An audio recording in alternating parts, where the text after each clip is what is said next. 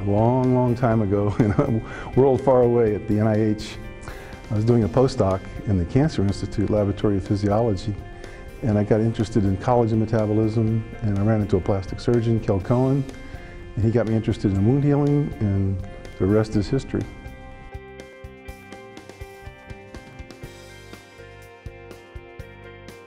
Let me tell you a little story. Many years ago, one of the first meetings we had in Las Vegas, Yvonne comes up and says, "What do you know about biofilms in wounds?" And I said, "I don't know anything about biofilms in wounds." I asked some of my colleagues, they knew about biofilms on appliances and teeth and so forth, but nobody had really thought about it in wounds. And this is long before all the investigators got hot on it. So this was something, an example of how a clinical situation got basic scientists interested into exploring exactly what's going on here in the slough or the biofilm.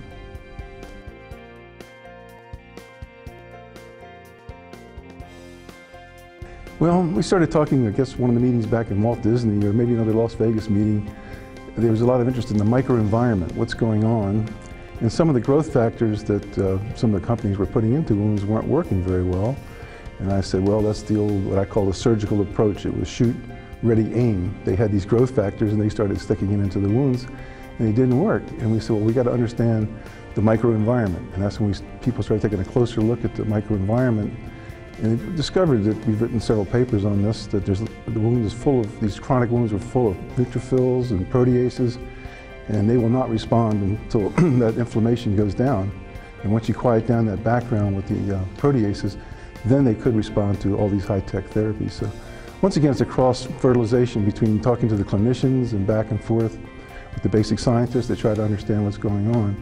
And I guess one of the big examples I like is the fact that Dot Ware and I, a couple years back, 6 or 7 years I guess, we came up with this idea of the wound scene investigation, where we would bring very difficult clinical problems, and a group of us, cell biologists, anatomists, and biochemists would look at the problem and be able to teach back to the clinicians what exactly is going on in these wounds and why they healed or why they didn't heal. So it was like reverse grand rounds. It's also a primary example of translational research. You take the clinical problem to the bench, figure it out, and then back into the clinic.